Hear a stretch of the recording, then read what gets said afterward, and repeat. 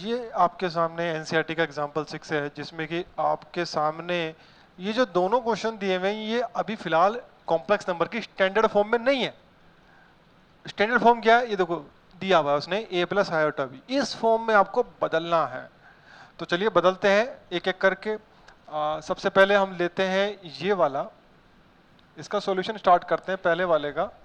हाँ जी बिल्कुल सही बता रहे हैं, रेशनलाइज तो आपको करना ही पड़ेगा, और रेशनलाइज भी आप किसका करेंगे, नीचे वाले के हिसाब से, क्योंकि हम नीचे कुछ इस तरह का नहीं देखते। आयोटा नीचे नहीं होना चाहिए कॉम्प्लेक्स नंबर में, आयोटा नीचे, ऊपर चलेगा, ऊपर तो हमारा देख सकते हो इसमें भी है, बट डिनोमिनेटर में आयोटा नहीं होना चाहिए। तो इसके लिए आपको इसको रेशनलाइज तो करना ही पड़ेगा। तो ये जो आपका कॉम्प्लेक्स नंबर दे रखा है फिलहाल, ये कुछ इस फॉर्म में दे रखा है, और नीचे आपका ये दे रखा है 1 माइनस अंडर रूट 2 आयोटा। तो इसका जो रैशनलाइजेशन फैक्टर है इस बार प्लस का लेंगे, अंडर रूट 2 आयोटा और अपॉन में 1 प्लस अंडर रूट 2 आयोटा। तो देखिए नीचे तो आपकी आइडेंटिटी लग जाएगी ए स्क्वायर माइनस बी स्क्वायर की, या फिर आप पता इसमें एक रूल और मैं आपको सामने बताता हूं, देखिए इंटरेस्टिंग है ये भी काफी। रूल क्या रहेगा कि आप देख सकते हैं इसमें z की मल्टीप्लाई उसके कॉन्जुगेट से हो रही है, देख सकते हो आप, ध्यान से देखिए इसमें ये अगर z है तो ये z का कॉन्जुगेट है। आप देख सकते हो कि यहां पर आपने जो साइन है वो माइनस की जगह प्लस कर दिया, तो कॉन्जुगेट में तो ऐसे ही करते हैं। आप देख सकते हो मान लीजिए z ये है तो z का कॉन्जुगेट क्या होगा, इसमें माइनस लगा देते हैं, वो उसका कॉन्जुगेट होता है। तो जब इनकी आपस में मल्टीप्लाई होती है तो वो आप क्या देखते हो कि वो क्या हो जाता है, ए स्क्वायर प्लस बी स्क्वायर हो जाता है। अगर इसके हिसाब से देखें तो इसके हिसाब से देखिए, मान लीजिए आपका ये z है, ये अगर आपका z है तो उसका जो कॉन्जुगेट होगा वो क्या होगा आपका a माइनस आयोटा b होगा। और अगर z की मल्टीप्लाई आप उसके कॉन्जुगेट से करें तो हो जाएगा आपका a square plus B square, या यूं कहें कि z की मल्टीप्लाई इसके कॉन्जुगेट से करें तो वो मॉडुलस z का स्क्वायर हो जाता है। बोलो समझ में आ रही कि नहीं आ रही बात? मॉडुलस मैंने आपको ऑलरेडी बताया है कि वो क्या होता है, स्क्वायर रूट ए स्क्वायर प्लस बी स्क्वायर, और यहाँ पर आपका ये आ रहा है तो इसका मतलब स्क्वायर लगा दीजिए। तो ये भी अपने आप में आपका फॉर्मूला बन जाता है। तो जो जो चीजें बीच बीच में आपको बताता जा रहा हूँ ये नोट करने लायक बातें हैं, ठीक है। अच्छा तो अब वापस इसी की तरफ आते हैं। तो आप देख सकते हैं कि मैंने अगर देखते हैं कि z की मल्टीप्लाई की कॉन्जुगेट से करते हैं तो ए स्क्वायर प्लस बी स्क्वायर हो जाता है डायरेक्टली। तो मैं नीचे की तरफ तो डायरेक्टली 1 प्लस होता है 1 प्लस अंडर रूट 2 का स्क्वायर, यानी कि 3 हो जाएगा नीचे, तो अंडर रूट 2 का स्क्वायर 2 ही रह जाएगा और प्लस 1 तो यानी कि नीचे तो आ जाएगा 3। समझ में आया? ये डायरेक्टली करना सीख लीजिए भाई। अच्छा अब ये मल्टीप्लाई करेंगे तो 5 की मल्टीप्लाई इसके साथ भी होएगी और इसके साथ भी होएगी। तो देखो अगर मल्टीप्लाई करते हैं तो क्या क्या आता है, तो ये आता है आपका 5 प्लस 5 रूट 2 आयोटा। यहां तक क्लियर हो गया? अब बारी किसकी आई, अब बारी आई नेक्स्ट वाले की, इसकी। अब इसकी मल्टीप्लाई इसके साथ भी और इसके साथ भी, दोनों के साथ करते हैं ना।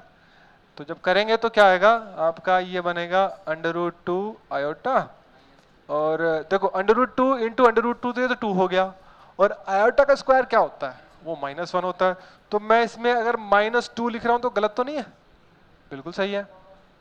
तो अगर मैं इसको फर्दर सिंप्लीफाई करता हूं तो ये 5 में से तो 2 गए, 3 रह गए, और ये देखिए लाइक टर्म्स है, ध्यान रहे ये लाइक टर्म्स है तो ये साथ में ऑपरेट हो सकती हैं। तो ये 6 रूट 2 आयोटा हो जाएगा, और 6 रूट 2 आयोटा, और मैं साथ साथ एक काम और कर रहा हूं, इसमें जो एलसीएम है वो तोड़ दे रहा हूं। ये 3 जो है दोनों के साथ डिवाइड कर दिया, ठीक है। आप इतना 11th स्टैंडर्ड पे कर सकते हो, बिल्कुल कर सकते हैं, इतना 11th स्टैंडर्ड के बच्चे हो आप तो इतना आप कर सकते हो। तो 1 प्लस 2 रूट 2 आयोटा। अब आप देख सकते हो clearly it is in standard form of complex number, ये बढ़िया एकदम, कोई दिक्कत नहीं है। तो बढ़ते हैं अब आगे, और ये आपका आंसर आ चुका है तो आंसर को जरूर हाईलाइट कीजिए। अच्छा अब सेकंड पार्ट करते हैं इसका। सेकंड पार्ट में क्या कहानी है भाई, सेकंड पार्ट में आपका आयोटा की पावर -35 दे रखा है। तो पहले तो एक्सपोनेंट लॉ के अकॉर्डिंगली आप इसको नीचे ले जाओ, तो यानी कि जो आयोटा की पावर -35 है ये आपका 1 अपॉन आयोटा की पावर 35 हो जाएगा।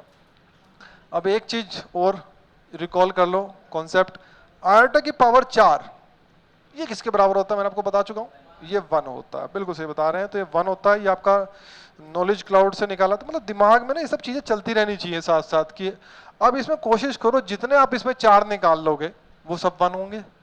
तो 35 में आप कितने 4 निकाल सकते हो? देखिए हाँ हाँ 8 निकाल सकते हैं, 4 8 32, ठीक है। तो 32 होता है। तो एक काम करता हूं मैं, जो नीचे वाला हिस्सा है इसको मैं क्या लिखता हूं, आयोटा की पावर 32 और +3 ऐसे लिख दिया।